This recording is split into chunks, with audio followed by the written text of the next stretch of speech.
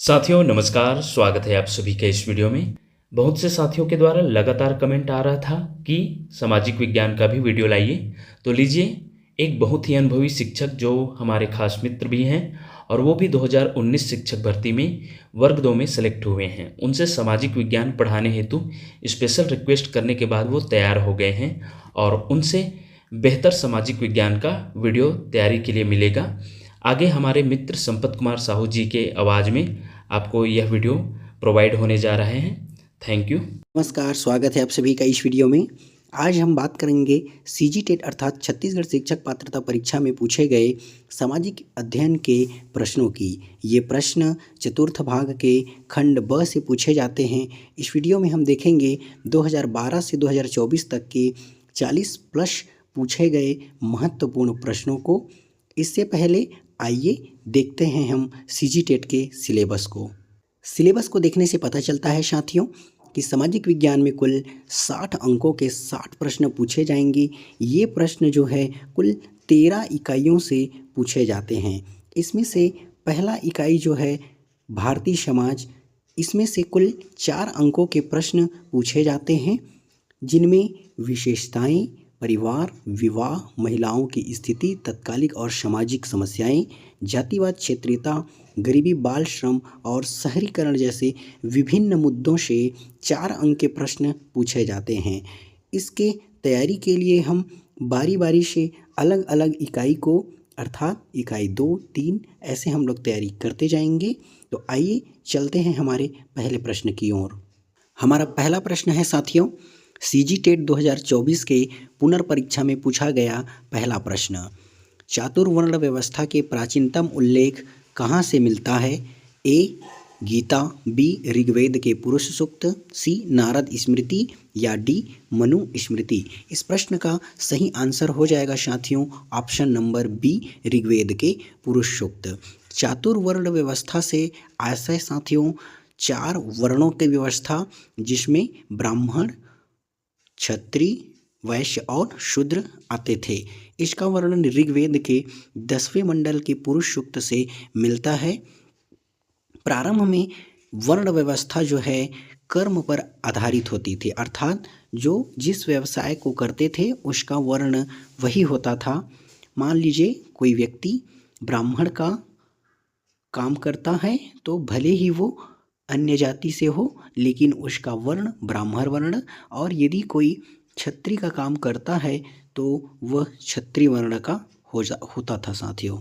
हमारा दूसरा प्रश्न है साथियों, आजीवन धर्म तथा दर्शन की शिक्षा ग्रहण करने वाली महिलाओं को क्या कहा जाता था? ऑप्शन ए सद्योद्वाहा, बी ब्रह्मवादिनी, सी या डी विदुषी। इसका सही आंसर हो जाएगा साथियों ऑप्शन नंबर बी ब्रह्मवादिनी। आजीवन धर्म तथा दर्शन की शिक्षा ग्रहण करने वाली महिलाओं को ब्रह्मवादिनी कहा जाता था। इन महिलाओं में गार्गी तथा मैत्रेयी प्रमुख महिलाएं हैं साथियों।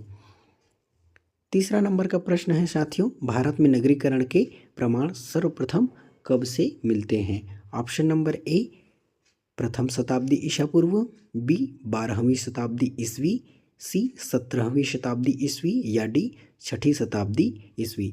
इसका सही आंसर जो है साथियों 6ठी शताब्दी ईसा पूर्व है। यह महाजनपद काल का समय था साथियों। भारत में कुल 16 महाजनपद थे और इन्हीं महाजनपदों की जो राजधानियाँ थी वो नगरों के रूप में विकसित हुई थी। इनमें कौशाम्बी, श्रावस्ती जो है वो प्रमुख थे। चौथा नंबर का प्रश्न है साथियों, निम्नलिखित में से विवाह के कौन से प्रकार प्रशस्त के अंतर्गत सम्मिलित नहीं है? ऑप्शन नंबर ए गंधर्व, बी ब्रह्मा, सी प्रजापत्य या डी आर्ष। साथियों प्रशस्त से आशय उत्तम या श्रेष्ठ प्रकार के विवाह से है। इसका सही आंसर जो हो जाएगा ऑप्शन नंबर ए गंधर्व विवाह एक प्रकार का प्रेम विवाह है साथियों। इसके अगले ऑप्शन ब्रह्म विवाह पर बात करें तो जो माता पिता की मर्जी और धार्मिक रीति रिवाज से होता था, इस विवाह को ब्रह्म विवाह कहते थे। प्रजापत्य विवाह में पिता जो है अपनी पुत्री को गृहस्थ जीवन को अच्छे से व्यतीत करेगी यह सोचकर विवाह किया जाता था। और आर्ष विवाह के अंतर्गत साथियों वर पक्ष का द्वारा कन्या पक्ष को एक जोड़ी गाय बैल देकर विवाह किया जाता था। अगला प्रश्न है प्रश्न क्रमांक 5, निम्नलिखित में से कौन ऋग्वैदिक देवताओं के वर्गीकरण में अंतरिक्ष के देवता से संबंधित हैं? ऑप्शन ए अग्नि, बी इंद्र, सी सोम, डी रुद्र। इसका सही आंसर हो जाएगा साथियों इंद्र और रुद्र, अर्थात डी नंबर का ऑप्शन इसका सही आंसर हो जाएगा। तुलसीदास के समकालीन किस कवि ने रामचरितमानस के बारे में कहा था? यह काव्य हिंदुओं के लिए वेद और मुसलमानों के लिए कुरान है। इसमें ऑप्शन में है साथियों, ऑप्शन ए अब्दुल रहीम खान खाना, अबुल फजल, बिरबल, डी नंबर का ऑप्शन है मलिक मोहम्मद जायसी। इसका सही आंसर जो है ऑप्शन नंबर ए अब्दुल रहीम खान खाना। अब्दुल रहीम खान खाना तुलसीदास जी के समकालीन थे और ये अकबर के 9 रत्नों में से एक थे। इन्होंने हिंदू धर्म के लिए रामचरितमानस को वेद और मुसलमानों के लिए कुरान कहा था। अगले नंबर पर हम लोग देखते हैं साथियों सीजी टेट 2024 की परीक्षा जो कि निरस्त हुई थी। इसमें 7वां नंबर का प्रश्न हो जाएगा, प्राचीन शास्त्रों के अनुसार निम्नलिखित में से कौन सा क्रय विवाह था? इसके ऑप्शन में गंधर्व विवाह, बी राक्षस विवाह, सी असुर विवाह या डी प्रजापत्य विवाह। इसका सही आंसर जो है हो जाएगा साथियों ऑप्शन नंबर सी असुर विवाह जो है इसे क्रय विवाह के रूप में जाना जाता है। गंधर्व विवाह के ऊपर हम देख चुके हैं, ये एक प्रेम विवाह है। राक्षस विवाह में बलपूर्वक कन्या से विवाह किया जाता है। सी क्रय विवाह है और डी प्रजापत्य अर्थात गृहस्थ जीवन में सही ढंग से जीवन व्यतीत करने के उद्देश्य से पिता द्वारा विवाह किया जाता है। याज्ञवल्क्य के अनुसार पुत्र ही विहीन पति की मृत्यु के बाद उसकी संपत्ति पर प्रथम अधिकार किसका होता है? ए पुत्र, बी पत्नी, सी पिता या डी भाई। इसका सही आंसर हो जाएगा साथियों बी पत्नी। ऐसी महिला जिसके पति की मृत्यु हो चुकी हो और पुत्र की भी मृत्यु हो चुकी हो तब उसकी संपत्ति पर प्रथम अधिकार पत्नी का होता है। अगला प्रश्न है साथियों 9वां नंबर का, गुप्त काल में सती प्रथा के प्रचलित होने का प्रमाण मिलता है। प्रश्न 510 ईस्वी में भानुगुप्त द्वारा जारी किए गए किस अभिलेख में सती प्रथा का विवरण दिया गया है? ऑप्शन ए भीतरी अभिलेख, बी जूनागढ़ अभिलेख, सी एरण अभिलेख और डी मंदसौर अभिलेख। इसका सही आंसर हो जाएगा साथियों ऑप्शन नंबर सी एरण अभिलेख। एरण अभिलेख में सती प्रथा का प्रमाण मिलता है साथियों। इसका अन्य ऑप्शन पर बात करें तो भीतरी अभिलेख जो है स्कंदगुप्त का अभिलेख है साथियों और इसमें उसके विजय उपलब्धियों का वर्णन मिलता है। जूनागढ़ अभिलेख जो है रुद्रदामन का अभिलेख है साथियों और इसमें सुदर्शन झील के पुनरुद्धार का वर्णन मिलता है। मंदसौर अभिलेख जो है यशोवर्मन के बारे में और उनके विजय अभियान के बारे में जानकारी मिलता है। अगला नंबर का प्रश्न है साथियों, मैं कवि हूँ, मेरे पिता वैद्य हैं और मेरी माता अनाज पीसने का कार्य करती है। वर्ण व्यवस्था के बारे में यह सूक्त किस वेद में दिया हुआ है? Option A Rigveda, B Yajurveda, C Samaveda, D Atharvaveda. इसका सही आंसर हो जाएगा साथियों ऋग्वेद। ऋग्वेद के 9वें मंडल में इस प्रकार का वर्णन दिया है। इसमें बताया गया है कि एक ही परिवार के सदस्य यदि अलग अलग कामों में संलग्न हैं तो वे अलग अलग वर्ण के हो जाएंगे। जैसे कवि ब्राह्मण वर्ण, वैद्य वैश्य में और अनाज पीसने वाली जो माता है वो शूद्र वर्ण में सम्मिलित होंगी। अगला प्रश्न है साथियों, शिक्षक भर्ती 2019 से समाजशास्त्र की विशेषता होती है। ऑप्शन ए यह अनुभाविक होता है, बी यह उद्देश्यात्मक होता है, सी यह मूल्य आवश्यकता होता है, डी यह अटकल संबंधी होता है। इसका सही आंसर हो जाएगा साथियों ऑप्शन नंबर ए यह अनुभाविक होता है, क्योंकि समाजशास्त्र के लिए जितने भी अध्ययन सामग्री की ज़रूरत होती है उसे क्षेत्र विशेष में जाकर एकत्र किया जाता है, न कि केवल पुस्तक के आधार पर। प्रश्न क्रमांक 12वां है साथियों, मनुष्य एक सामाजिक प्राणी है, यह प्रसिद्ध कहावत किसकी है? Option number A Auguste Comte, B सुकरात, सी प्लेटो या डी अरस्तु। इस प्रश्न का सही आंसर हो जाएगा साथियों ऑप्शन नंबर डी अरस्तु। अरस्तु जो है प्लेटो के शिष्य थे और ये वही अरस्तु है जिनके शिष्य सिकंदर हुए। अगला प्रश्न शिक्षक भर्ती 2023 से है साथियों। सती प्रथा को किस वर्ष समाप्त किया गया? Option A 1829, B 1929, C 1729, D 2001। इसका सही आंसर हो जाएगा साथियों option number A 1829। Raja Ram Mohan Roy के प्रयासों से लॉर्ड विलियम बेंटिंक के द्वारा 1829 में सती प्रथा को अवैध घोषित कर दिया गया और वहीं से उसकी समाप्ति हुई। वधूई क्या है? ए जाति, बी विशेष परिधान, सी खाना या डी सिक्के। इसका सही आंसर हो जाएगा साथियों ऑप्शन नंबर बी विशेष परिधान। ऋग्वैदिक काल में विवाह के अवसर पर जो वधू एक विशेष प्रकार के वस्त्र धारण करती थी उसे वधूई के नाम से जाना जाता था। अगला प्रश्न है साथियों, स्वर्ण जयंती शहरी रोजगार योजना कब प्रारंभ की गई? ऑप्शन ए 1997, बी 1998, सी 1999 या डी 2000। इसका सही आंसर हो जाएगा साथियों 1997। 1 दिसंबर 1997 में स्वर्ण जयंती शहरी रोजगार योजना का प्रारंभ किया गया। उद्देश्य था शहरी क्षेत्र में रहने वाले ऐसे लोग जो गरीबी रेखा से नीचे आते हैं उनकी स्थिति में सुधार करना। हमारा अगला प्रश्न है साथियों सीजी टेट 2022 से पूछा गया। वैदिक साहित्य के अनुसार विद्यार्थी जीवन समाप्त होने पर कौन सा संस्कार होता था? ए चार प्रतिज्ञा, बी उपनयन, सी जात कर्म, डी समावर्तन। इसका सही आंसर हो जाएगा साथियों ऑप्शन नंबर डी समावर्तन। समावर्तन से आशय है गुरु के आश्रम से ज्ञान प्राप्त कर वापस लौटना। अन्य विकल्प पर बात करें तो 4 प्रतिज्ञा यहाँ पर सत्य, अहिंसा, अस्तेय और अपरिग्रह है साथियों। उपनयन संस्कार का अर्थ होता है बच्चे को गुरु के समीप में ले जाना, इसे जनेऊ संस्कार भी कहते हैं। जात कर्म से आशय है साथियों बच्चे के जन्म के पश्चात शुद्धिकरण की प्रक्रिया और उसके लिए आशीर्वाद की कामना करना। प्रश्न क्रमांक 17वां, बाल श्रम में भारत में बाल श्रम नीति के क्रियान्वयन के लिए बाल श्रम उन्मूलन प्राधिकरण कब बनाया गया? ए 1994, बी 1987, सी 1978 या डी 1980। इसका सही आंसर हो जाएगा साथियों 1994 ऑप्शन नंबर ए। 26 सितंबर 1994 को बाल श्रम उन्मूलन प्राधिकरण अस्तित्व में आया। आधुनिक भारत में नगरीकरण प्रक्रिया के विकास में निम्नलिखित कारण नहीं माना जाता है। ऑप्शन ए सांस्कृतिक परंपरा, बी व्यापारिक केंद्र, सी संचार माध्यमों का विकास, डी कृषि में नवीन प्रयोग।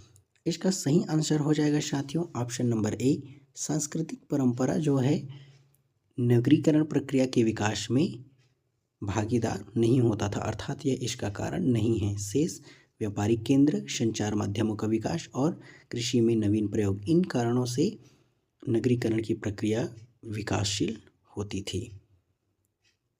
हमारा अगला प्रश्न है साथियों सीजी टेट 2021 में पूछा गया प्रश्न क्रमांक 19, पॉलीगेमी परिवार प्रतिनिधित्व करता है। ऑप्शन नंबर ए पुरुष और महिला साथ में रहते थे, महिला कई महिलाओं के साथ रहती है, बहुत से पुरुष बहुत महिला के साथ में रहते हैं, एक पुरुष कई महिलाओं के साथ में रहता है। इसका सही आंसर हो जाएगा साथियों ऑप्शन नंबर डी, एक पुरुष कई महिलाओं के साथ में रहता है। पॉलीगेमी परिवार का अर्थ एक पुरुष कई महिलाओं के साथ में रहता है, यही होगा साथियों। अगला प्रश्न है साथियों 20 नंबर, जाति के 3 पहलुओं धर्मनिरपेक्ष वैचारिक एकीकृत को किसने वर्गीकृत किया? A M N Srinivas, L Dumont, C Rajni Kothari और डी जी एस धुरी। इसका सही आंसर हो जाएगा साथियों option number C, Rajni Kothari ने जाति के 3 पहलू धर्मनिरपेक्ष वैचारिक और एकीकृत को वर्गीकृत किया था।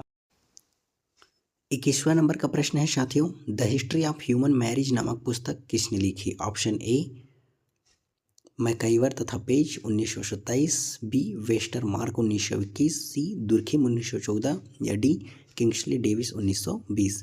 इसका सही आंसर हो जाएगा साथियों option number B 1921 Westermarck. 22वां नंबर का प्रश्न है साथियों, भारत में फूट लूज लेबर का प्रत्यय देने के लिए किसे जाना जाता है? A Dipankar Gupta, C John Breman, B Partha Chatterjee और डी एंटोन बार्टेन। यहाँ पर ऑप्शन ऊपर नीचे हो गया साथियों, इसका सही आंसर जो हो जाएगा जॉन ब्रेमेन। अगला प्रश्न है साथियों सीजीटेट 2019 का प्रश्न, धर्म विवाह परिवार जाति आदि उदाहरण हैं। ऑप्शन ए सामाजिक मूल्यों के, बी सामाजिक संस्थाओं के, सी सामाजिक मानकों के, डी समाज के सामाजिक खंड के रूप में। इसका सही आंसर हो जाएगा साथियों ऑप्शन नंबर बी सामाजिक संस्थाओं के। 24वां नंबर का, भारत में लिंग तथा विकास पर परिप्रेक्ष्यों का सही अनुक्रम बताइए। ऑप्शन नंबर ए है कल्याण सशक्तिकरण विकास, बी सशक्तिकरण विकास कल्याण, सी विकास कल्याण सशक्तिकरण, लास्ट में है डी कल्याण विकास सशक्तिकरण। इसका सही आंसर हो जाएगा साथियों ऑप्शन नंबर डी कल्याण विकास और सशक्तिकरण। 25वां नंबर का प्रश्न, निम्नलिखित में से कौन सा पूर्ण गरीबी से संबंधित नहीं है? ए गरीबी रेखा, बी डिप्रीवेशन इंडेक्स, सी जीवन की मूलभूत आवश्यक, डी मटेरियल डिप्रीवेशन। इसका सही आंसर हो जाएगा साथियों option number B deprivation index, ये पूर्ण गरीबी से संबंधित नहीं है। नेक्स्ट क्वेश्चन है, यह किसकी युक्ति है कि परिवार वे कारखाने हैं जहां मानव व्यक्तियों का उत्पादन होता है? M G Smith, D H J Morgan, G P Murdock, T Parsons. इसका सही आंसर हो जाएगा option number D T Parsons. इसका पूरा नाम टेलकॉट पार्सन्स है। नेक्स्ट क्वेश्चन है, निम्नलिखित में से क्षेत्रवाद का महत्वपूर्ण तत्व कौन सा है? ऑप्शन ए एक भाषाई क्षेत्र, बी धार्मिक भिन्नता, सी एक भौगोलिक क्षेत्र या डी उपरोक्त में से कोई नहीं। इसका सही आंसर हो जाएगा साथियों ए एक भाषाई क्षेत्र। अगला प्रश्न है, निर्धनता के प्रमुख सामाजिक दुष्परिणाम कौन सा है? ऑप्शन नंबर ए अपराध एवं बाल अपराध, भिक्षावृत्ति, आत्महत्या, उपर्युक्त सभी। इसका सही आंसर हो जाएगा साथियों ऑप्शन नंबर डी उपर्युक्त सभी। 29वां नंबर, एक वृहद रूप से प्रयोग किए जाने वाले सामाजिक सिद्धांत के प्रतिपादन में कठिनाई का सबसे प्रमुख घटक है। ऑप्शन नंबर ए सैद्धांतिक संकल्पनाओं की सही प्रकृति का न होना, बी विभिन्न संकल्पनाओं के माप के लिए टूल्स की, सी अत्यधिक अनाकलित घटकों की उपस्थिति और डी उपरोक्त में से कोई नहीं। इसका सही आंसर हो जाएगा साथियों ऑप्शन नंबर सी अर्थात अत्यधिक अनाकलित घटकों की उपस्थिति। प्रश्न क्रमांक 30, दो समाजशास्त्री के अभिमत निम्नलिखित में से किन मुद्दों पर अलग हो सकते हैं?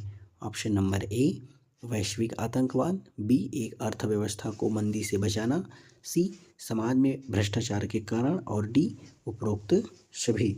इसका सही आंसर हो जाएगा साथियों उपरोक्त सभी। दो समाजशास्त्री के अभिमत वैश्विक आतंकवाद, एक अर्थव्यवस्था को मंदी से बचाना और समाजवाद में भ्रष्टाचार के कारण मुद्दों पर अलग अलग हो सकते हैं। सही आंसर ऑप्शन नंबर डी। अगला प्रश्न है साथियों, परिवार रूपी संस्था का प्रमुख तत्व कौन सा है? ए सामान्य निवास, बी विवाह संबंध, सी संयुक्त संपत्ति, डी भावनात्मक आधार। इसका सही आंसर हो जाएगा साथियों ऑप्शन नंबर बी विवाह संबंध। प्रश्न क्रमांक 32 है साथियों, निम्नलिखित में से किस दार्शनिक द्वारा समाजशास्त्र में तर्कवाद की संकल्पना दी गई? A August Comte, B Immanuel Kant, C Ludwig Wittgenstein, D उपरोक्त में से कोई नहीं। इसका सही आंसर हो जाएगा साथियों ऑप्शन नंबर डी उपरोक्त में से कोई नहीं। इसका संकल्पना जो दिया गया वो रेने डेकार्टे के द्वारा दिया गया है साथियों, इसलिए इसका आंसर ऑप्शन नंबर डी हो जाएगा। प्रश्न क्रमांक 33, ऋणग्रस्तता के प्रमुख कारण कौन से हैं?